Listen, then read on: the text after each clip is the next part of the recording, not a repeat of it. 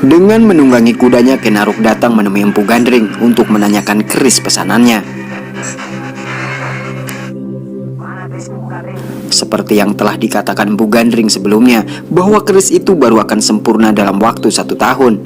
Namun Kenarok sudah gak mau menunggu, karena dengan keris itu dia berniat akan membunuh Ki Tunggul Ametung dan merebut tahta kerajaan serta mengambil istrinya, yaitu Ken Dedes. Mengetahui niat jahat Kenarok, Empu Gandring pun tidak setuju, karena keris itu bukan untuk merebut kekuasaan. Namun Kenarok tidak peduli, kemudian dia merebut keris itu dan menghabisi Empu Gandring.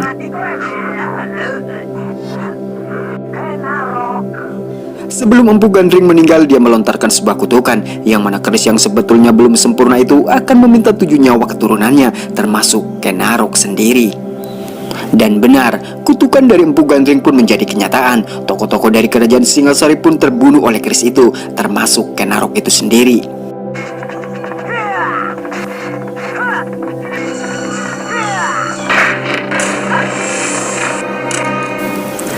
300 tahun berlalu, keris sakti itu kini dimiliki oleh Nyi Polok, janda Ki Manguntapa yang berilmu tinggi. Para pendekar pun terus berusaha mencari dan berkeinginan untuk memiliki keris pusaka itu, terutama Ki Karpo yang sangat berambisi untuk memilikinya. Terlihat kini dia telah menyuruh para begundalnya, yaitu Donggol dan Ki Renggong, untuk merebut keris pusaka itu dari Nyi Polok.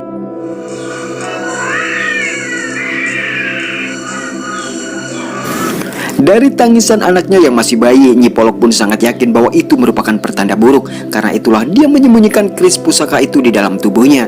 Dan tak selang berapa lama, gerombolan mereka pun datang dan meminta keris itu. Tanpa banyak cincong lagi, Nyi Polok pun menghadapi mereka. Tangkap dia!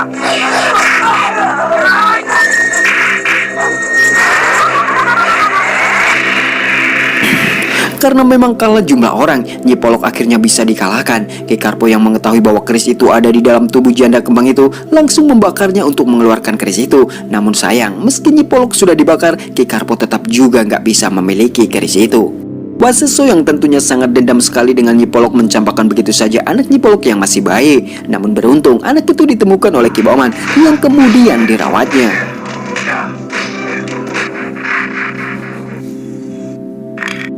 20 tahun berlalu, bayi yang bernama Arijaya Kamandaka itu kini telah dewasa. Dia pun dilatih ilmu kanuragan oleh Ki Bauman. Pada suatu ketika, saat dia hendak mencari kayu, sosok Nyi Polok menemuinya. Dia pun mengaku bahwa dia adalah ibunya. Kemudian Arijaya menanyakan hal itu kepada Ki Bauman tentang sosok yang menemuinya. Ki Bauman pun menceritakan yang sesungguhnya. Memanglah benar bahwa sosok wanita itu adalah ibunya. Dia pun menceritakan yang sesungguhnya, bahwa dengan ilmu maliraganya Nyi Polok bisa selamat dari api yang membakarnya dulu. Kemudian dia bersembunyi untuk menyelamatkan diri dari kejaran orang-orang yang akan merebut pusaka itu. Ki Bauman juga menceritakan tentang keris pusaka penyebar maut buatan Empu Gandring, warisan dari Ki Manguntapa, ayahnya yang juga telah dibunuh oleh Ki Karpo. Ki Bauman juga bilang bahwa keris sakti itu harus dimiliki oleh orang yang berilmu putih agar bisa memimpin negara dengan penuh kewibawaannya. Dan sesuai perintah ibu dan Ki Bauman, Arijaya akhirnya pun turun gunung untuk menuntut balas kematian orang tuanya. Di tengah jalan, dia melihat seorang gadis tengah bertarung dengan lelaki berwajah kucing.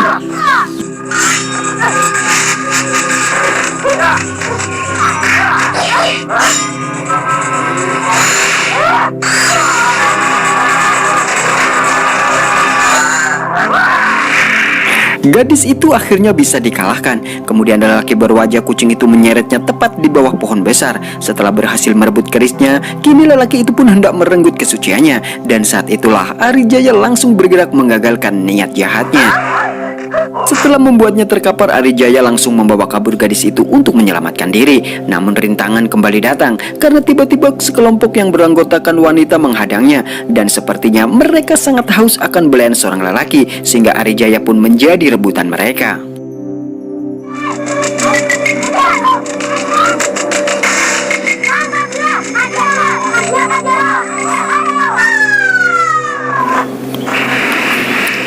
Namun pada akhirnya mereka berdua bisa lolos serta selamat setelah mereka juga sempat terombang-ambing dan terbawa derasnya arus sungai. Waseso, benar kau jumpa Sasi? Dia telah memiliki 9. Lelaki bermuka kucing itu ternyata adalah Waseso, anaknya Ki Karpo, orang yang telah membunuh Ki Manguntapa, suami Nyi Polok yang juga telah dibakarnya. Waseso pun menceritakan pada ayahnya bahwa baru saja dia telah bertemu dan bertarung dengan Selasi. Dia juga menceritakan bahwa Selasi kini ilmunya makin tinggi, serta memiliki keris sakti mirip keris Empu Gandring yang berluk 7. Mendengar itu, Ki Karpo pun menyuruh Waseso setelah lukanya sembuh untuk kembali mencari Selasi.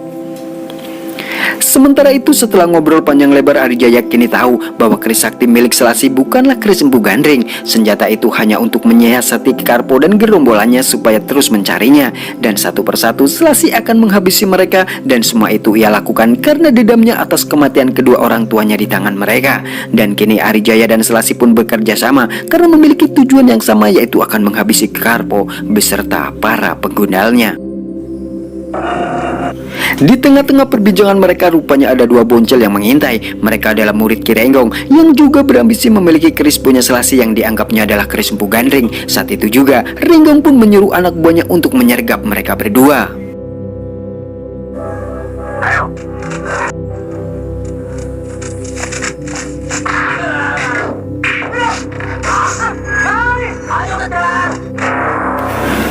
Arijaya yang mencoba melawan mereka akhirnya tumbang terkena panah, sementara Selasi akhirnya bisa ditangkap oleh mereka. Dalam penyergapan itu, si Donggol rupanya mengetahuinya, yang kemudian dia memberitahu ke Ki Karpo bahwa Selasi berhasil dilumpuhkan dan kerisnya telah dikuasai oleh Ki Renggong. Mendengar itu, Karpo pun langsung menugaskan Waseso untuk merebut keris itu.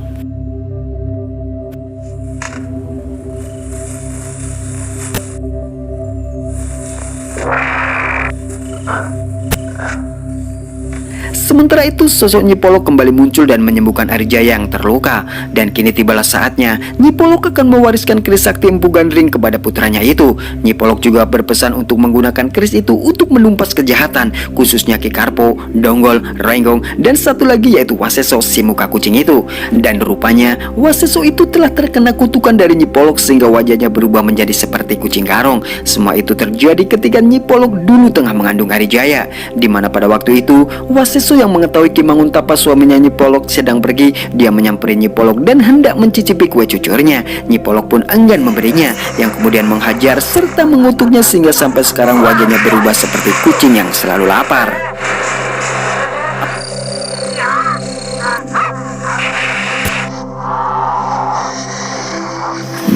Setelah diwarisi keris sakti Empu Gandring oleh ibunya, Arijaya pun bergegas ke tempat di mana Selasi disekap oleh si Renggong. Si Renggong akhirnya tewas oleh keris Empu Gandring yang dimiliki oleh Arijaya.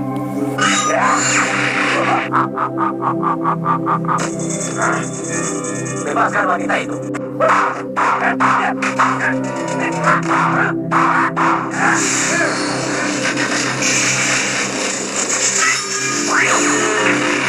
Di saat mereka sibuk bertarung, Selasi dibawa kabur oleh Waseso dan si Donggol. Arijaya yang melihat itu pun langsung menggunakan keris saktinya terbang dan mengejar mereka. Dan si Donggol lah target berikutnya yang berhasil dihadangnya, yang kemudian gundul keparat itu pun langsung dihabisi.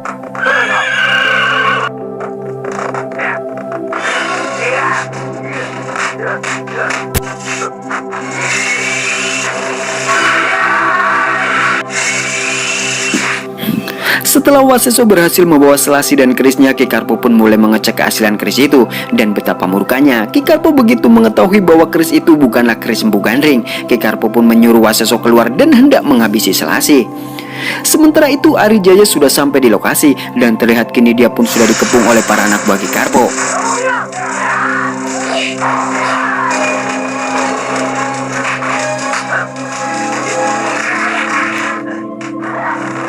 Selasi akhirnya bisa keluar dari rumah itu. Duel 1 lawan 1 pun tersaji. Selasi menghadapi Waseso, sedangkan Arijaya menghadapi Ki Karpo.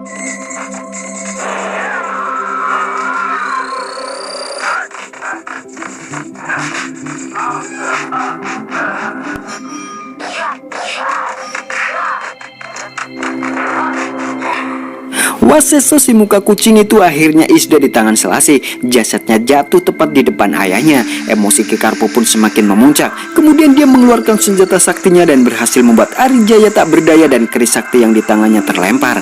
Namun beruntung, saat dia hendak mengambil keris itu, Selasi mencegahnya. Dan saat itulah Arijaya bangkit kembali mengambil keris itu.